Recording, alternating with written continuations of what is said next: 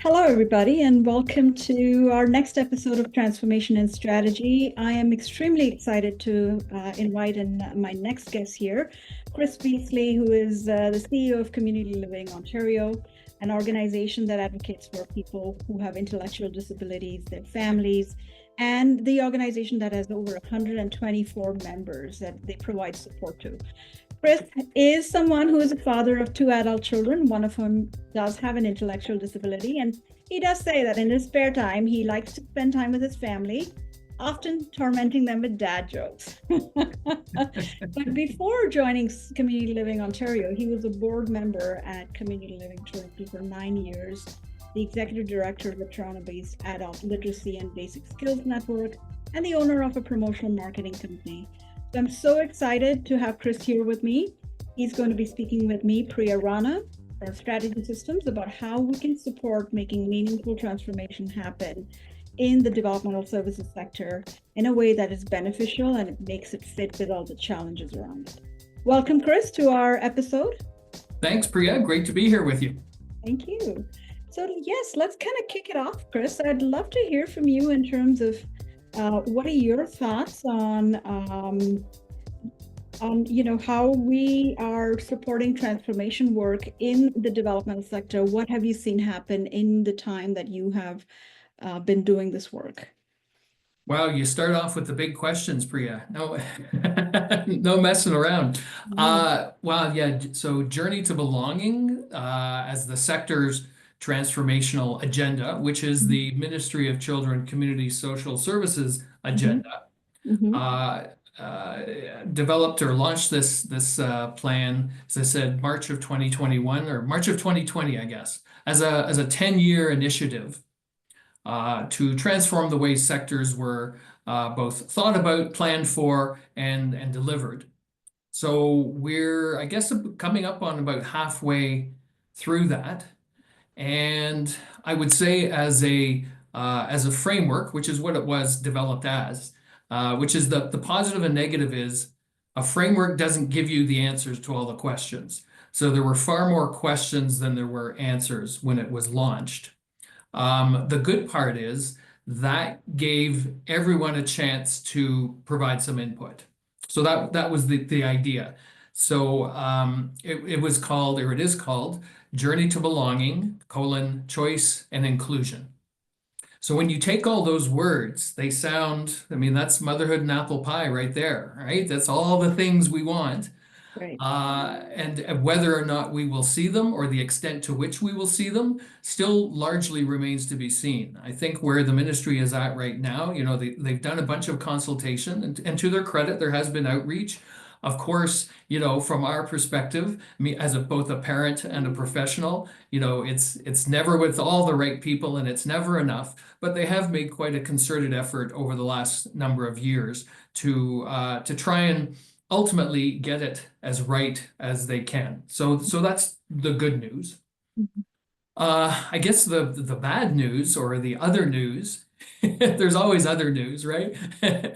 is there's no funding attached to it.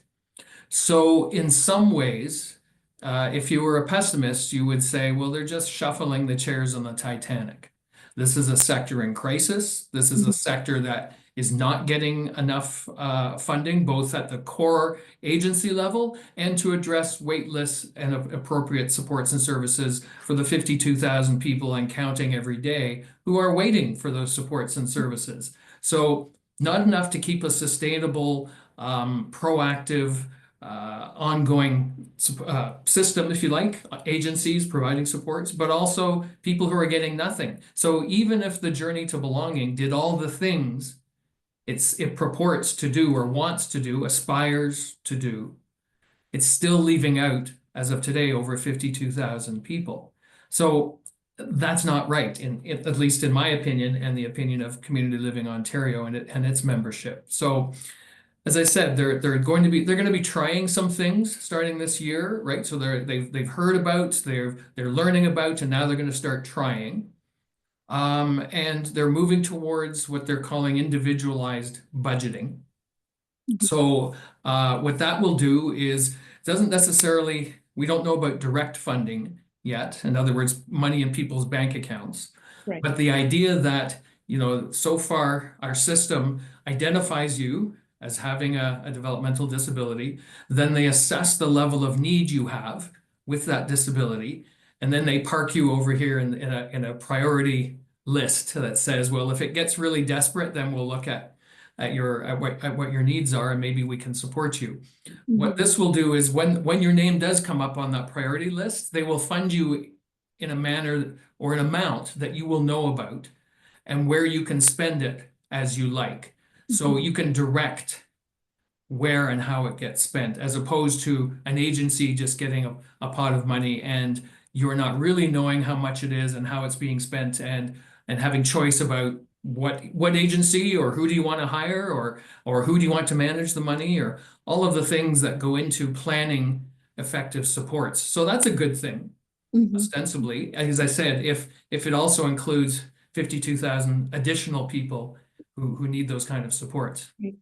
So what I'm hearing from you is that there's the positive in terms of the engagement that happened in developing this reform framework, but in terms of actually making it come alive, there is going to need to be some, money behind this initiative to actually drive it. Conceptually, it sounds like a framework that's really hitting the right targets, but Right. for it to actually come together, members are perhaps, what I heard in what you said is about individuals and what that would look like in terms of individual budgeting. Um, the wondering that I have is how do the member organizations feel about this? Yeah, again, it's theoretically great. Mm, There's there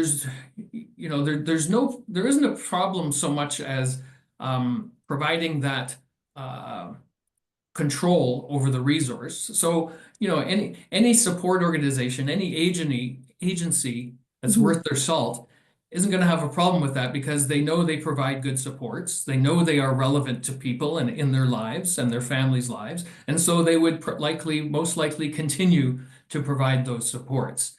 If you're not seen as viable or relevant or connected, then yeah, I guess you might worry about what the future of your organization looks like. mhm.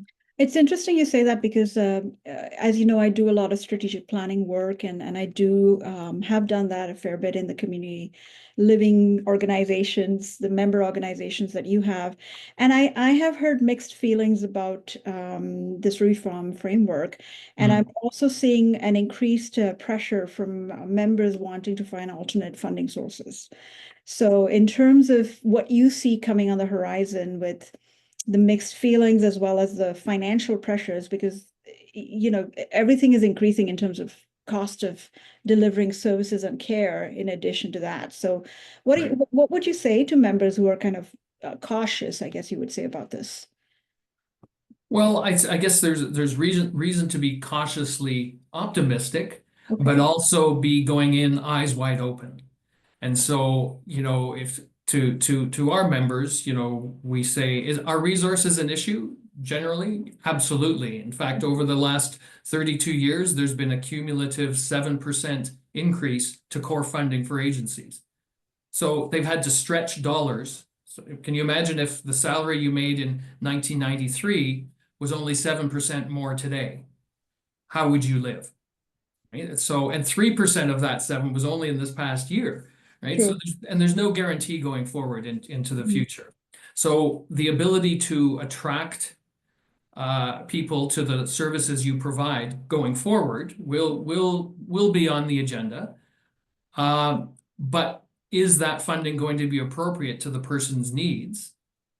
So if you've been assessed as getting $70,000, but really you need 95, and the agency is already stressed on being able to support the people they are already support, are they going to want to take that person? Will they have anything to offer? Will they want to offer? Or will it be a cost plus? So that Mhm. you're developing a two-tier system that says those can afford to augment with private funds, you're golden. If not, who's going to want to support you if they can't afford to support you already? So lots of potential pitfalls, both on the service provider and the individual side as well. Yeah, absolutely. I mean, this whole fee for service model, which is where some of that private might find its way into this realm. It's been trialed in other areas, as we know, and Mhm. it's been rife with some challenges, right? So, what would be your advice to family members who are perhaps faced with, that 75 but need 95, as you said, and I may not have got that example exactly right, but how would they navigate the journey that they have in terms of supporting the individuals within their families? Well, apparently it's a journey to belonging, Priya. So not my words. Yeah, it's already an uphill battle, right? Like if you're a family member, even if you have some support, you might have this much, but you need this much, or you've had this much and you're living in a group home and you've lived there for 25 years. Life 25 years ago isn't the same then as it is now. So those dollars are having to be stretched. Your needs have probably changed between when you're 25 years old and 50 years old. Your family is 25 years older. So the whole existing support Mhm. system is under huge stress. What does that look like going forward? And how do you plan in that sort of environment, either as a family, a person, or an organization? So huge question marks. And then the go forward, as I said, if there isn't the resource committed to bringing people off that wait list, Mhm. how do you plan for what's going to happen to me? What's going to happen to my son when I'm Right. not here? How do I know that he's not going to end up somewhere that as a crisis situation because I've died, and suddenly he finds himself somewhere in a room with people has never met before, maybe not in his home community. Like there's so many questions that system transformation won't be able to address. So I'd love to be able to say to everyone who might watch, don't worry, it's going to be okay. I don't know that. And I guess the way forward is together. And the Mhm. idea that we need to make our voices strong. We need to keep up pressure on government. We've started a campaign called Waiting to Belong. Mhm. And that's on socials, that's online, and it really is that way because there are so many people who are still waiting for something in order to facilitate their doing the things they want to do.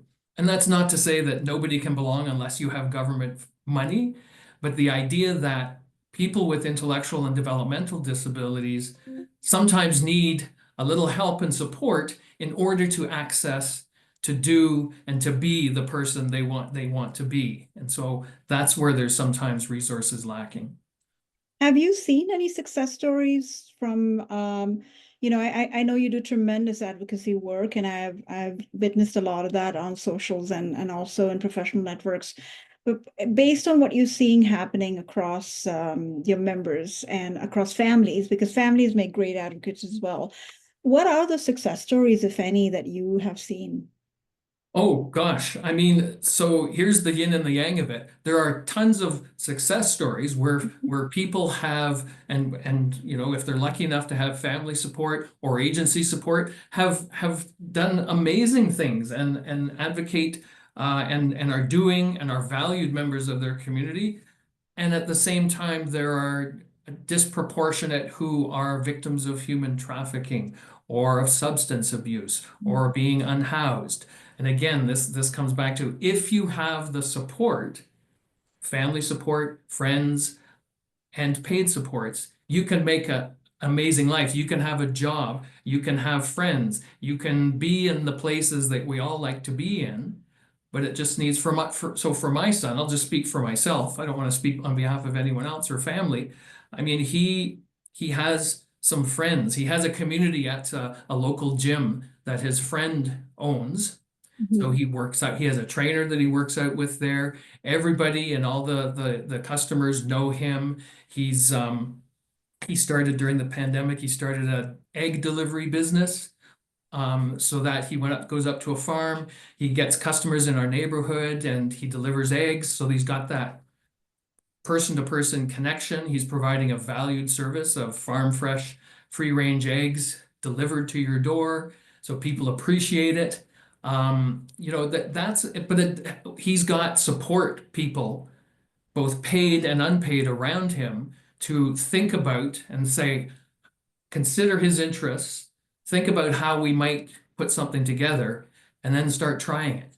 And but again, it's that combination of bringing people around somebody. And if you don't have the wherewithal, maybe what if you're a new Canadian or English is your second language, or people face so many barriers that without connection to people, connection to support, how can we do right by people? And with Yeah, that's a great example, Chris. When I listened to it, the thing that struck me, and this is, he sounds like he belongs in that community.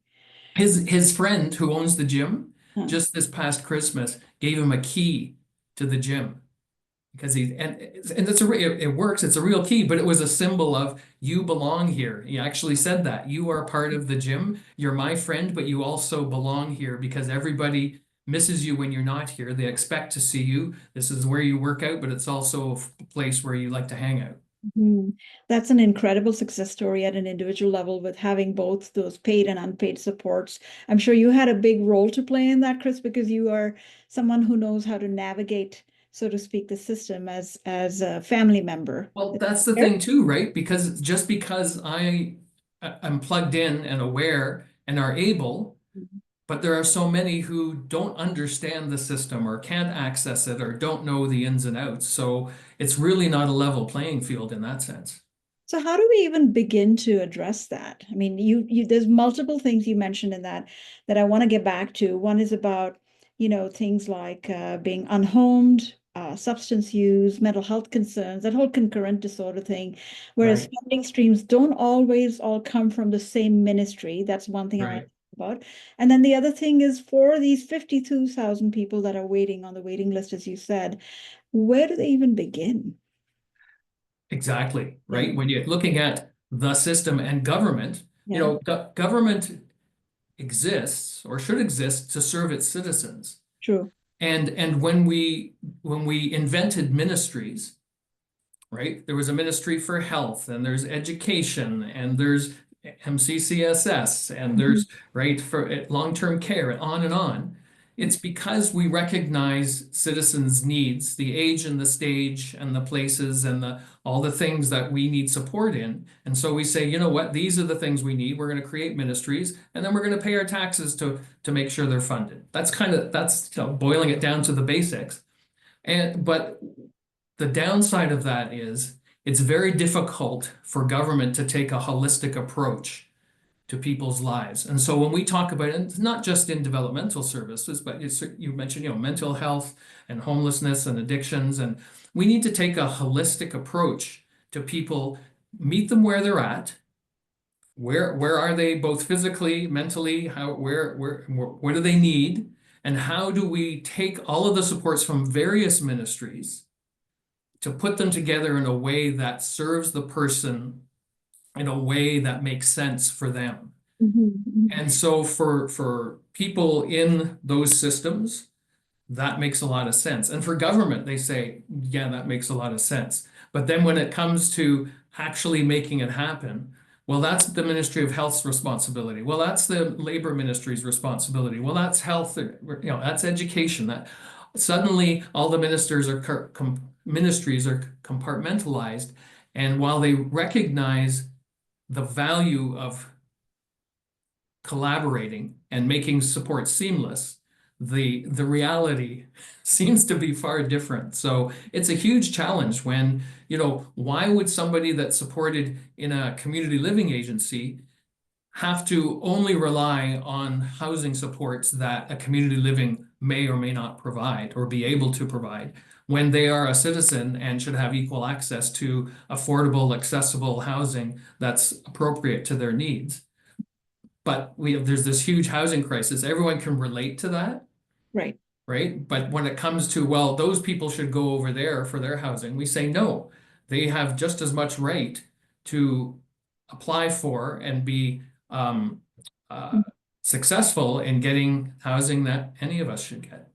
And I think that for me, when I listen to you, highlights the importance of the work that you're doing at community living, because what you're maybe demand is too strong a word, but you're demanding a place at the table. to have those conversations. You're advocating for that, perhaps that's a better way to put it, to say you cannot do, there is this intersectionality, and we need to take that kind of wraparound support model to look at the whole person and all of their needs, rather than saying this is only funded by MCCSS and that's all we can do. So, Exactly. yeah. Exactly. So, And the idea that, it's great for you and I to be having this conversation and for me to be, representing Community Living Ontario. And I do have the perspective of being a family member, but we also rely on our volunteers mhm, and families just in general to bring their story forward, give us provide their lived experience, because that's where there's power. If when elected officials hear from a volunteer, it's like, I'm not paid to be here. I'm telling you because this is my life and this is my lived experience, and you need to listen because I'm a voter. That, because as opposed to me, who's, I'm a hired gun, right? Well, you're just saying this because it's your job.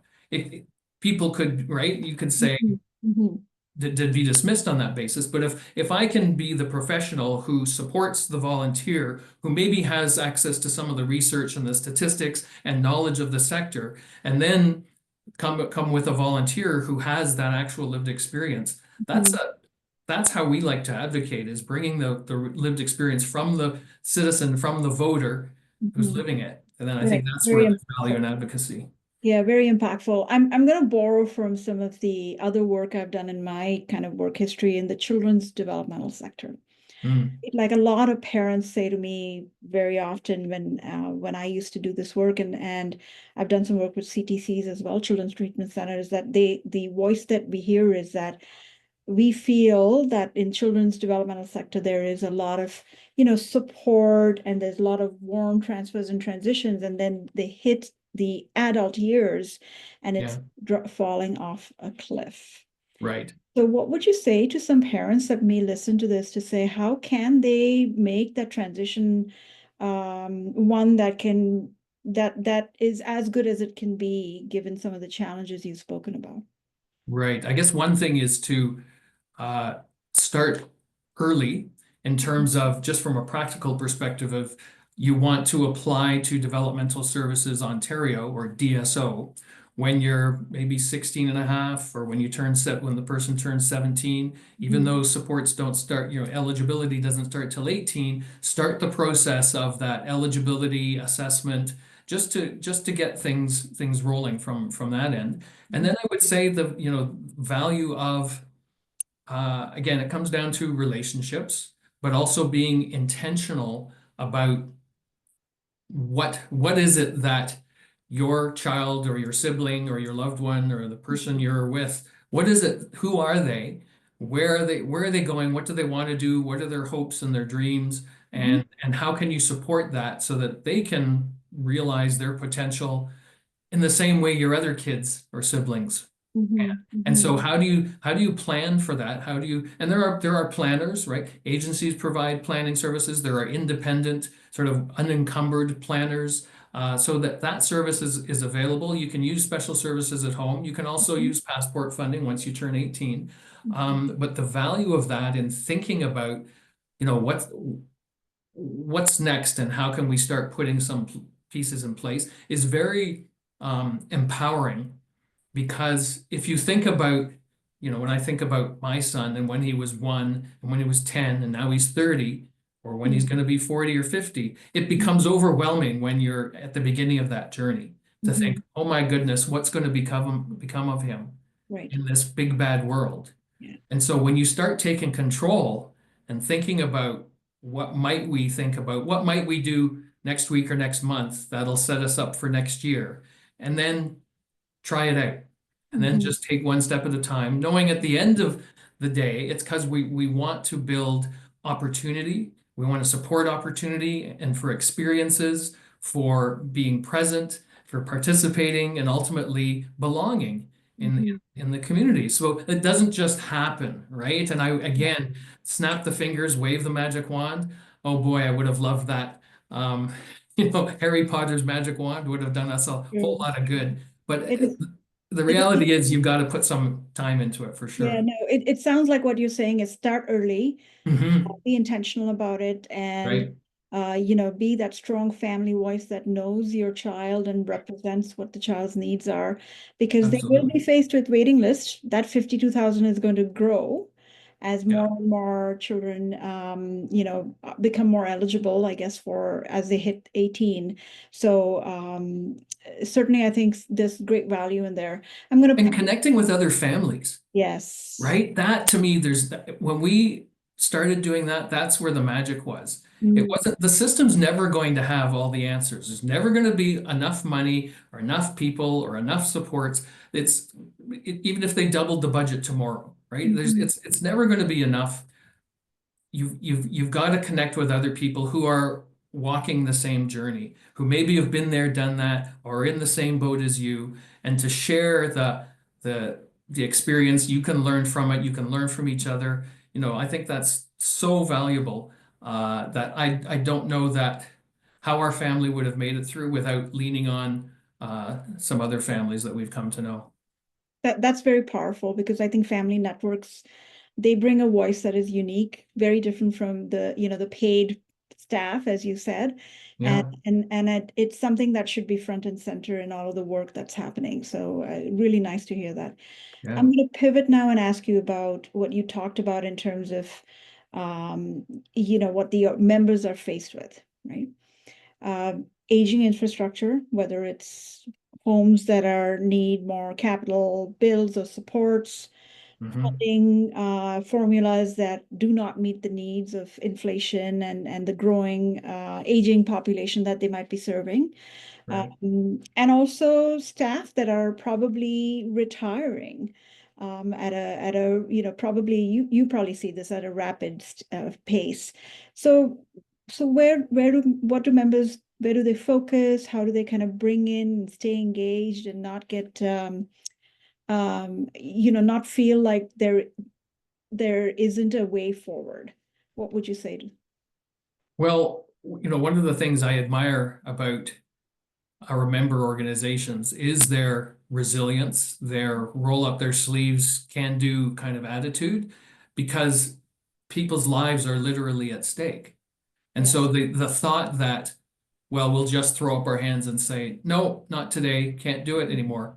When they got to that point, a year ago when we had our Five to Survive campaign, Mhm. it was with the idea of our agency members need 5% funding right now. Otherwise, we need to plan for the closing and shutting down of services. And where they got 3%, Mhm. five was minimum needed. So now they're still on life support. Right. And that 3% was part of, remember I said the 7% over 32 years? Yes. That includes that.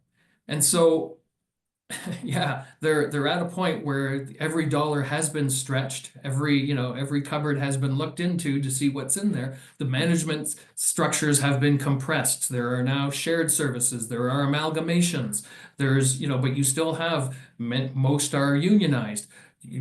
Workers should be fairly paid. Workers should expect an annual increase because there's inflation, right? And yet, if you're able to prevent what, 15, 20 cents an hour to your workers, does that encourage and incentivize people to stay in this sector? Does it encourage people to take courses to get into this sector? So we have a huge recruitment and retention problem that Mhm. isn't going away anytime soon. Demographics being one of the issues, as you alluded to, but really just the structure of what can we offer people in getting into this sector who, most of whom are getting into it for the right reasons and are Mm, dedicated and are professional and who want to be with people to support them.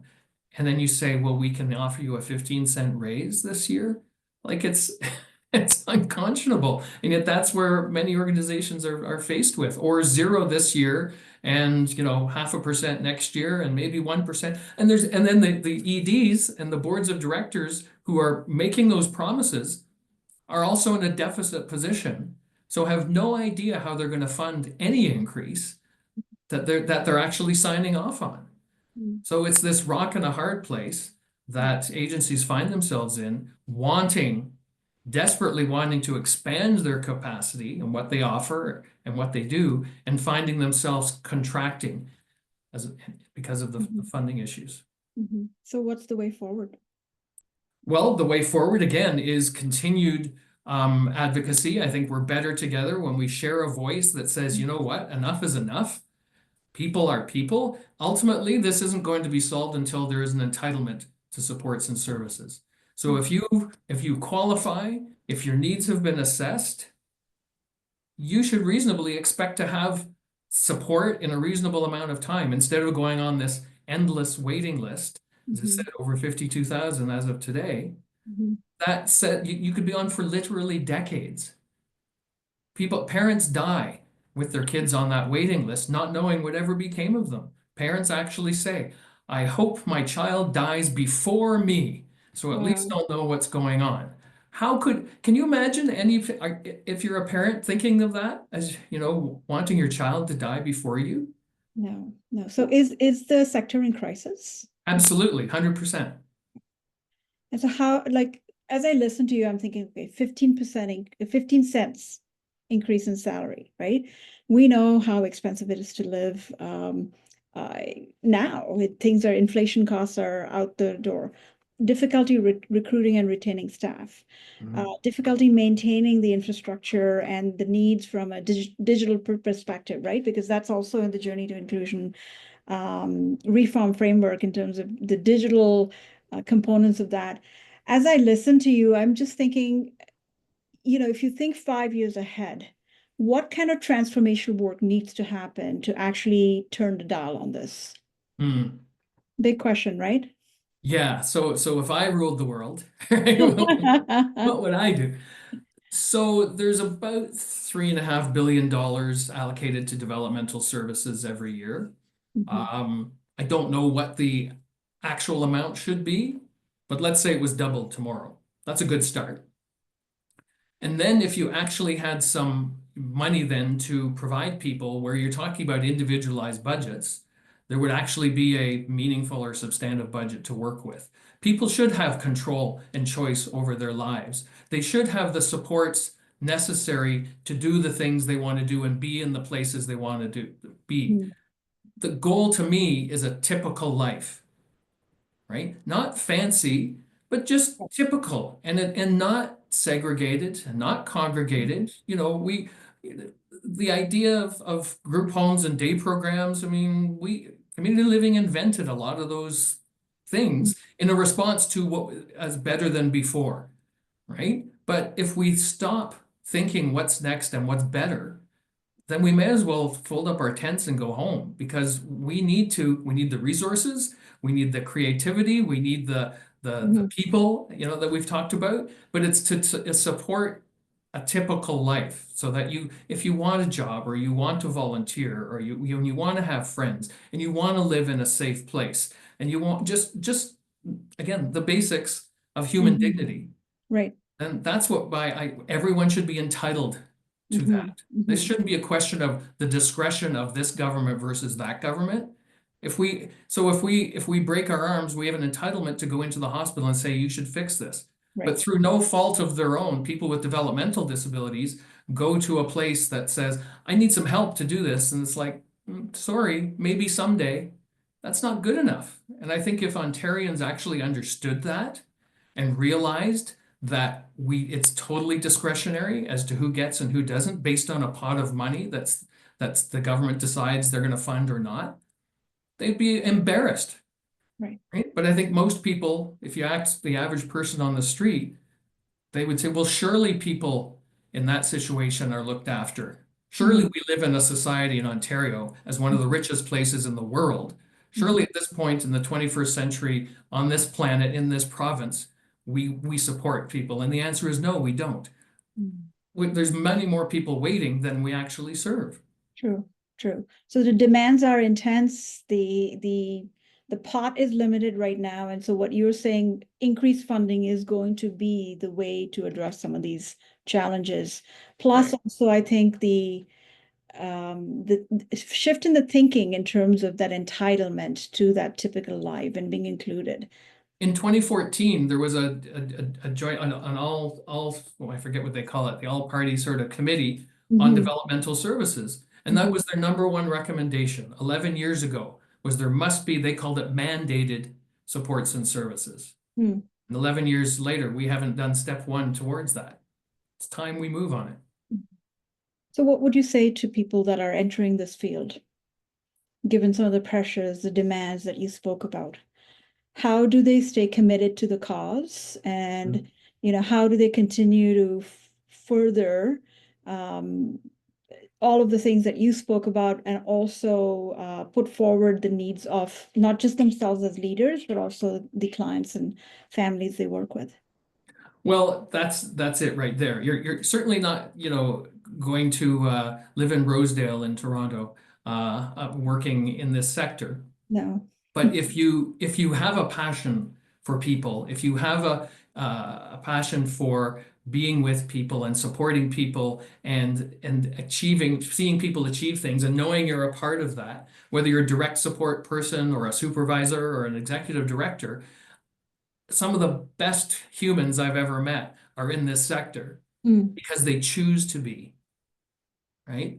Just because I'm a parent of somebody with disability doesn't make me a great parent, doesn't even make me a good parent or person necessarily, mhm, right? Because that was my son was born and he has a disability. So that's just the way it is. But mhm, people choose to be in this sector because they believe in people.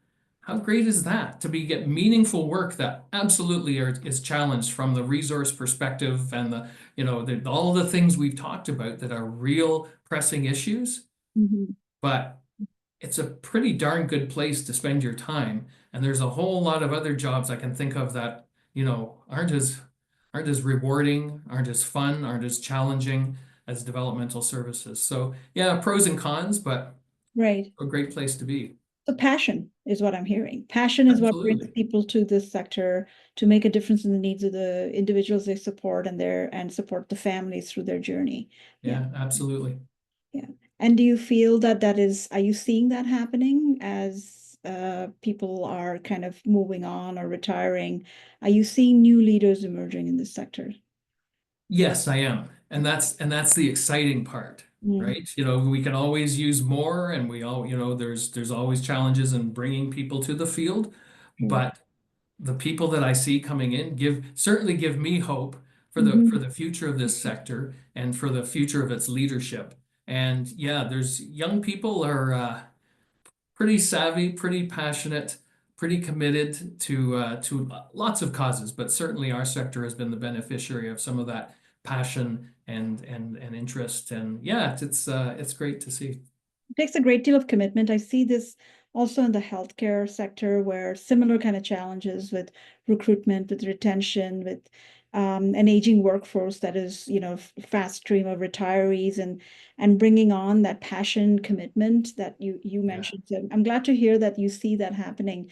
But Chris, our job is, sorry, I say our job, the old guy, is to instill that passion, that not, again, eyes wide open. It's not that it's going to be a bed of roses and that you're going to sit back and collect a fat salary, but if you're really interested, boy, this is a challenging and great and rewarding place to spend your time.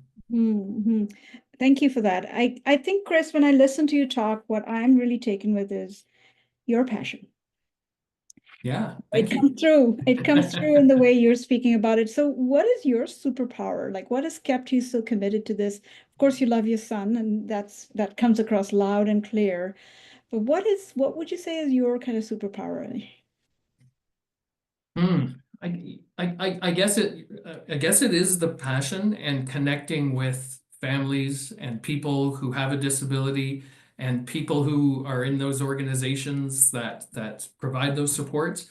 To me, and the one of the great things about Community Living Ontario is being able to work with, advocate with, and be with all three of those constituencies, right? The families, the people, and the organizations and the messy middle of where they meet, right? And so there's always lots of uh, challenges, sometimes disagreement, organizing, trying to get people on the same page. But I guess my superpower is to the extent to which we're able to bring people together, we're able to bring them in, we're able to have the conversations, we're able to get on the same page around people's rights and what that looks like.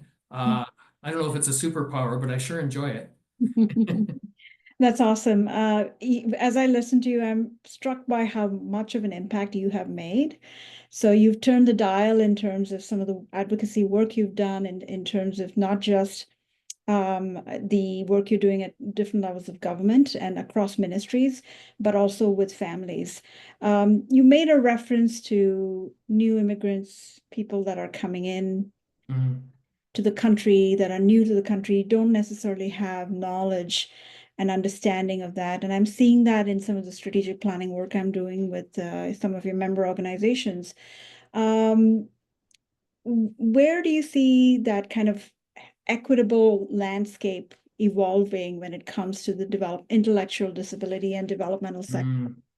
Excellent question. I mean, for, on our side, we have a diversity, equity, and inclusion officer that we hired, I guess about 3 years ago now, to really dive into some of those issues and some of those challenges, and to connect with others in our sector across the province, and to, started a community of practice that worked with agencies around where are we seeing these issues, where is the intersection of disability with, socioeconomic, religious, Mhm, racial, mhm, gender identification, sexuality, all of the identities that people have that get layered on. mhm, Intellectual disability might be somewhere in that mix, right? But someone might not identify necessarily. So how, as a support provider, can you be with people in a way that is authentic, in a way that they see themselves, right? So you have to hire a mix of, visible minorities, people of different religious backgrounds, of gender and sexuality identification, of a reflection of the society is a mhm. reflection of people who also have disabilities. And so if you can be seen, literally seen, Right. reflected in the service provider, then you're going to have a comfort level, whether you're a family member or somebody who has a disability. You will feel welcome. You will feel there's a place for you, where culturally, if the disability is stigmatized, if you are ostracized as a person or a family because of any form of disability, how Mhm. do we break some of those barriers? And one of the ways is being aware and then being able to welcome. And so we're working on that. We're trying to break some of those barriers. We're trying to work with our members around what that looks like and how we can do right by people. So that, again, if they're lucky enough to get the supports, which we've talked about is a challenge in itself, Right. at least there's a place for them to feel like they belong, that they are Right. being heard, that they are, reflected in their own lived experience. I think that's a fantastic start. And I would say personally, I was behind the curve on that because I had such a focus on intellectual disability that I missed a lot of the other nuanced pieces. I say Mhm, nuanced, but if somebody is a new Canadian from wherever, mhm. speaking a different language, maybe being a different color, different religion, I just looked at the intellectual disability. Right. But the others are so impactful as well, right? And as the old white Canadian male, I hate to say, but that was kind of the privilege that I had, that I was able to look at or not see some of Mhm. those issues. So it's been a huge learning curve for me personally, and I hope people in the sector as well, based on, some of the resources and collaboration that we've been able to Mhm. foster. Well, kudos to you for just, first of all, sharing that vulnerable side of what you just did, Chris.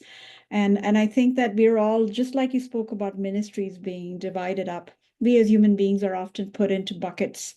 Right? So, you were kind of looking at that one bucket, whereas it's actually all together that makes us who we are as whole human beings. Exactly. Yeah, so I mean, I guess I'd kind of turn it over to you to say, like, if you had a message out to members, to the families, to individuals that you're supporting, like, what would you say as a wrap up in terms of giving some hope, Mm. and in terms of transformation that you see coming? So there is hope. I think that's a great word.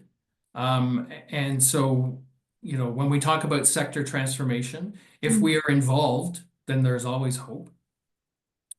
Collectively, I think the hope is in that coming together, of sharing with each other, of learning from each other, Mm. of demanding more and better from our elected officials, from our governments. And I think that the power of people will ultimately prevail. Mm. And I firmly believe that.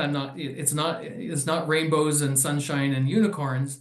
Mm. No, we've talked for the last while about a lot of those real and present uh, huge challenges. But at the end of the day, I have to think that there is a better way, that we can always do better, and that ultimately we will find a way to do that because our loved ones, our families, the people we support are worth it because they're fully human, as you said. Yeah, yeah, that's wonderful. That's a great step to end that, Chris. I want to thank you for the wonderful conversation we've had. Um, I wonder if, people will be open to reaching out to you for a call to action, as you said, like have that hope, be out there, be advocate, be a strong advocate on behalf of yourself, your organization, and others, and be that strong voice. Would that be like a fair call to action that you would wrap it up with? Absolutely. Talk to your MPPs, talk to your elected officials. They are, it's funny. I coming into this, or before I was a parent, or before I was a volunteer, before I was in this role, the idea of getting an appointment with an MPP or an MP was like, oh my goodness, I don't know how to do that. What would I say? Would they even want to see me? Well, we pay their salary, we elect them. It's a democracy, and that is literally why they are there, is to listen to their constituents. So do it, make an email, knock on the door, phone them up. I'd love to come and see you, and I'd like to bring my brother or sister or my son or my daughter and tell you about, what's going on in your constituency and how you might be able to help. Amazing. People could do that. Yeah, the power of stories and the power of that individual impact, I think, will open those doors that we are perhaps cautious 100%. about going. Enough individuals become the collective. That's so true. Very powerful. Thank you, Chris. I appreciate your time and Thank your you, Priya. and I look forward to opportunities to continue our discussion with either yourself or with others who are passionate about Journey to Belonging.